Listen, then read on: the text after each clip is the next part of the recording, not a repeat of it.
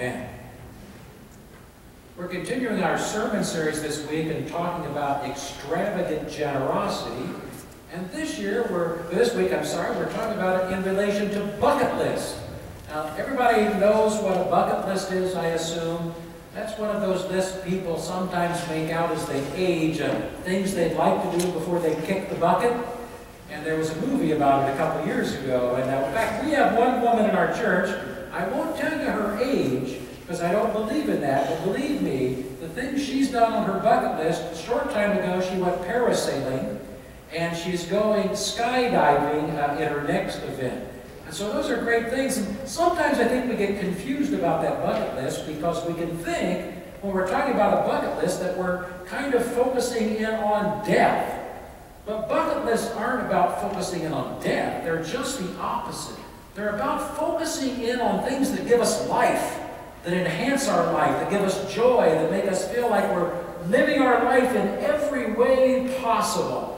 And I think we can do it either way. I know for a long time we get caught up in focusing on death. If you're my age or older, you can remember back in the 60s when there was this whole God is dead movement. And so we have a surprise for them, though, and God had a surprise for them. God wasn't done yet, no matter what anyone else wanted to say. And in recent years, especially, right up to today, there seems to be this other big movement to say that the church is dead. All kinds of surveys, things that come out are telling us that the church is dying. The church as a whole is irrelevant. It's not going to be there anymore. But I want to say again to you that I believe when we talk like that, we're missing the power of God. And God has a lot for the church to do yet. And I know when I came here a few years back, 5 years ago almost now, that people were saying that our church was dying, that our church was dead, that nothing could happen again. The glory days were over. The big days of huge youth groups and huge attendance at multiple worship services were over. And so they were saying that, but you know what? I don't think God is through with us yet. I think God has a lot in store for us at First Church. And I think what bucket lists are for me, and they can be for all of us, is a source of vision, of hope, and inspiration of our hearts. What do we want to accomplish, not just today, but in the years ahead? What do we want to do? And I think sometimes we get caught up and we need to be reminded that there's a lot of life yet in these old bones. And I came across several quotes I wanted to share with you about death or dying or maybe going on to better things. And one I remember was from Mark Twain. And Mark Twain once said that he said, reports of my death are greatly exaggerated. And I want to say that for us as a church. I know that reports of us dying, of us being dead, that's a great exaggeration. All you have to do is come and see the energy when we have a Faith in Action Sunday, or one of the many things we do when we sent people out yesterday to build a habitat house. You see the energy. You know we're not dead yet. I also remember that we did a series on bumper stickers a year or so ago, and one of those bumper stickers said this: I do not intend to tiptoe through life to arrive safely at death. And we don't. We want to live while we're here. We want to go and we want to do ministry and mission, and we want to show life in these bones again. Now, one of my favorite quotes is from a poem by Stephen Spender. And it has this line in it that I wanted to share with you today. Talking about people that are willing to risk, and even if their life is short, they're going to live it with all the energy and enthusiasm they can. And Spender said this: born of the sun, they traveled a short while towards the sun, and left the vivid air sighing with their honor. Isn't that great?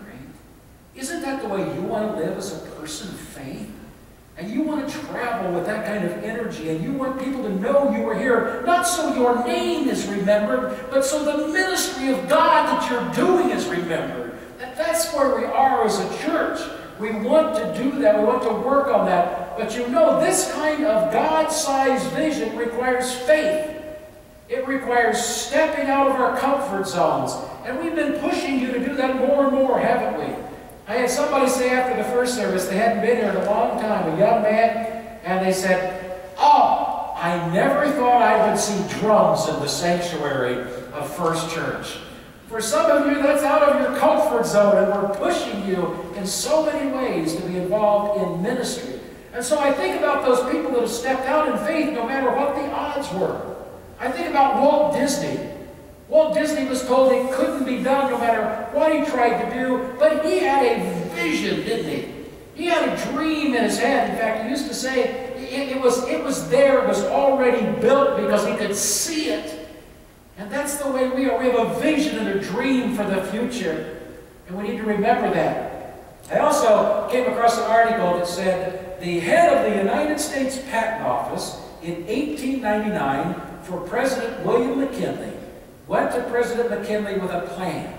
And his plan was to close the patent office.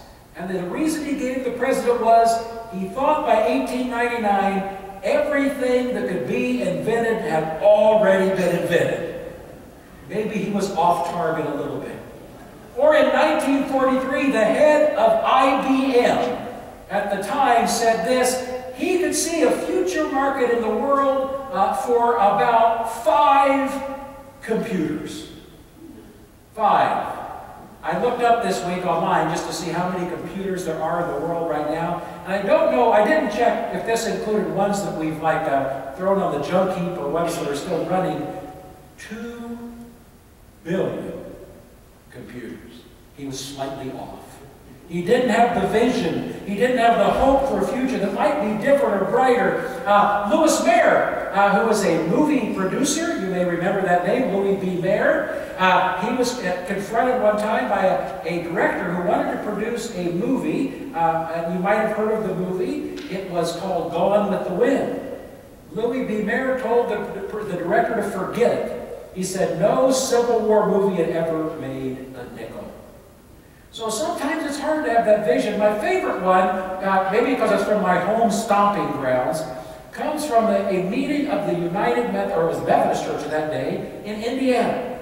And the bishop at the time, it was the 1800s, a president of a local Methodist college was there speaking, and he was talking in his speech to the conference about that great things were going to happen, things we couldn't even imagine now in the world were going to happen. And so the bishop was really interested. He said, well, like, what are you talking about? And the president of the college says, people are going to fly in the air one day. I really believe that. They're going to fly in the air. And the bishop was so upset, he thought it was a heresy to say that. He thought that only angels flew. That's what he said. Only angels flew. And that bishop, Bishop Wright, went home after that annual conference and went and told his 2 young sons about this man's speech. And his 2 young sons, you may have heard of them, Orville and Wilbur Wright, were so inspired by that president that they went on to have the first flight in the United States. Did you know that their father was a Methodist bishop? And might I say, I could say a typical Methodist bishop with no vision. No, I wouldn't say that. Because many of our Methodist bishops are very visionary.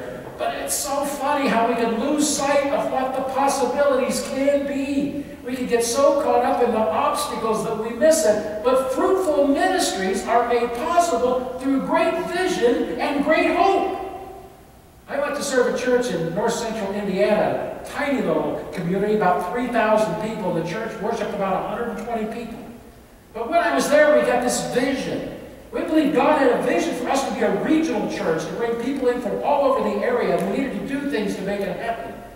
And just 10 years later, not only had that church tripled in size, but they had an outreach ministry off-site to reach hard-living people, and they built a new building that was the center of the community that brought people in, and it was so central to the community that they began hosting the local high school prom in that building at the church.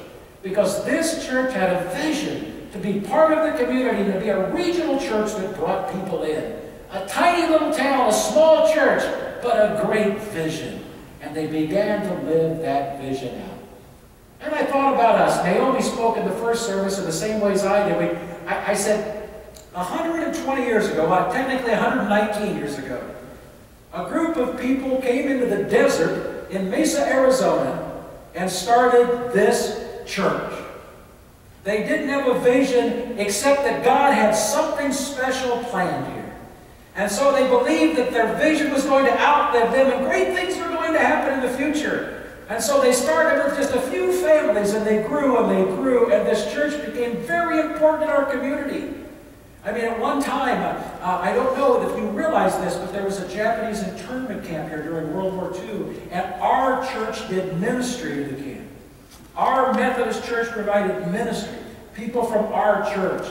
Also, you may not realize that 5 or 6, and I should have looked up the number exactly, other Methodist churches in the East Valley were started by this church.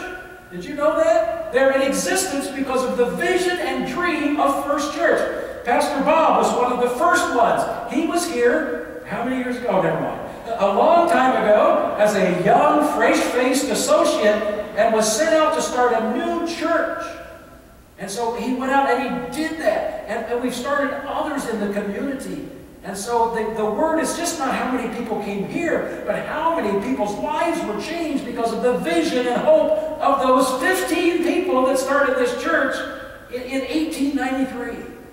It's amazing what can happen. We've been responsible for that. We've provided community leaders in this community of Mesa. One of the most well-known was John Rhodes. John Rhodes was a congressman that worked across the aisle. Remember those days? He was a congressman that was a Republican that worked with Democrats to ensure hope for our future. And he was here for years and years in our congregation until he passed away. And other community leaders grew in this church and served our community. We've provided youth and children's ministry for years and years here. And there have been some great ministries in the past. We have a center for music and the arts here. And it's continuing to grow and to prosper, and more things are happening in those areas. And so great things have happened here in the past. But the thing I want you to hear out about that is not how great the past was, but that we today stand on the shoulders of giants. We are here because of those that went before us, that had the courage and the vision and the hope that something great could spring up and bloom in the desert. And so we are here today on giant shoulders, and those people practice extravagant generosity. That's why we're here. That's why we have a sanctuary to worship in. That's why we have a fellowship hall to meet in and to greet in. That's why we have classrooms to educate in. That's why we have a gymnasium that our youth and children use on a regular basis, and that's open to our community. Because those people had a dream and a vision. And giving changes us. Giving makes God real for us. That's what extravagant generosity does. It changes our thinking about what's contentment and what's not. People who practice extravagant generosity change their lives. But you know what else they do? They change the lives of others. Because through extravagant generosity, we can continue to do these kind of ministries and to reach out into our community, to feed people like we've done, to shelter people like we've done, to do the things we've done. So as we celebrate the success of the past, what's our hope and vision for the future? What is your hope and vision for next year and 10 years from now? And I think the things we're going to build on are things we've already done well. We do great music here. And we're going to build on that music ministry for the future of the church. We're going to be changing music. We're going to be adding music. We've even added drums. We're going to be adding different things, but the music ministry is going to march forward here. And not only that, our youth and children, I hope that you have half the excitement I do for our youth and children's ministry. Because we have things happening that we haven't had happen in years. Things are blossoming and things are happening and energy's picking up. And it's exciting to be a part of that. It's exciting to watch that. And our mission in the community, can anyone imagine 4 or 5 years ago, if you were here, that we would be doing these Faith in Action Sundays, that would be creating and feeding the homeless on such a regular basis, that we'd be doing Habitat for Humanity on a regular basis, things that we're doing to help others. It's an amazing thing, and that's what we're building on for the future. So what is your hope and vision for our church? What do you want to see happen here? Because, you know, I've been told that we live in a transitional community. Isn't that a great phrase? I mean, that means that it used to be like everybody down here used to be all white and speak English. That's what it means. But it's not our community anymore, is it? And we used to live in houses across the street, and there's an art center there now. And we used to live in houses that have been torn down. So I guess we should just run off, shouldn't we? We should just go hide somewhere. I mean, aren't there plenty of other churches in the suburbs? Shouldn't we just run out to the suburbs and worship there? But God isn't through with us here yet. And God has a vision for us, and we're continuing to transition. That's what's amazing. I mean, if a community is not in transition, it's already dead, isn't it? Because otherwise you're changing the environment all the time, and there's exciting things happening in our community. The light rail is going to be extended in the next 2 years from Dobson to Mesa Drive. You'll be able to walk a block over and get on the light rail and go to the ball game or to downtown or the airport, anywhere you want to go. It's changing, it's different. A block away, they're going to build the Barry Goldwater Library. They're saying 12,000 people a year are going to visit that library. A block from us. And every time they showed it on the news, they showed our steeple in the background. There, still there, remaining there, being there.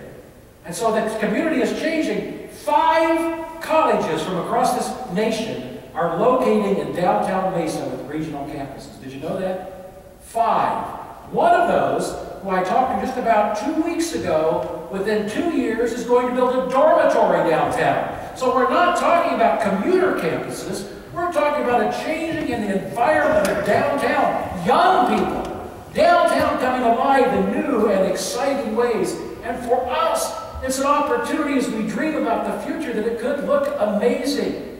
I mean, we can become a center of the community. We can be a place that people in the community want to gather. We're already working that with our partnerships with the Mesa Arts Center and other organizations downtown. We think it's about time. It'll probably take a year or so. We think it's time, just on the verge of. It may be time to start a preschool again. To say new life can happen. We can do it here again. We can become a center for nations. That's already happening. I mean, we are already a church that's known within the community for doing mission and ministry in the community. And in one of the most exciting ministries I think I've ever been a part of, if you haven't heard of this yet, maybe you haven't been to my house yet for a coffee, you're all invited sometime in the next few months to come and hear not about this ministry, about a lot of things.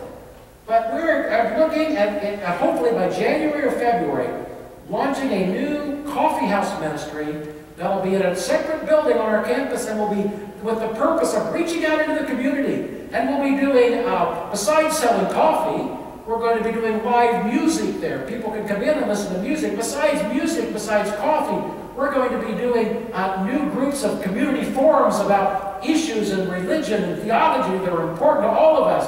And we're going to be having discussions about those and panels about those. And we're going to be opening up and inviting people in. I think it's one of the most exciting things I've ever been a part of a way to reach into the community. I mean, what can happen here is unlimited. The vision is as big as we are or as small as we are. But God's vision for this church, God's dream for this church, is for amazing things to happen here.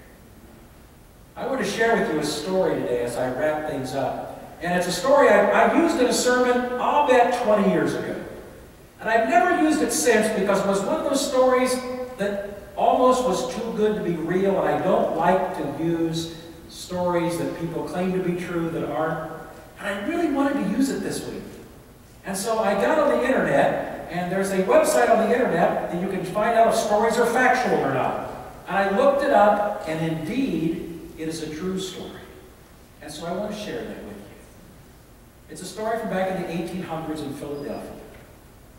And there was a little girl, I think 7 or 8 years old, if I remember right. And she wanted to go to Sunday school. And so she went to the local church, and as she prepared to go to class, she was told she couldn't go in because the classroom was full. Fortunately, the pastor was standing nearby and heard that, and he said, "Don't you worry, we'll make room for you."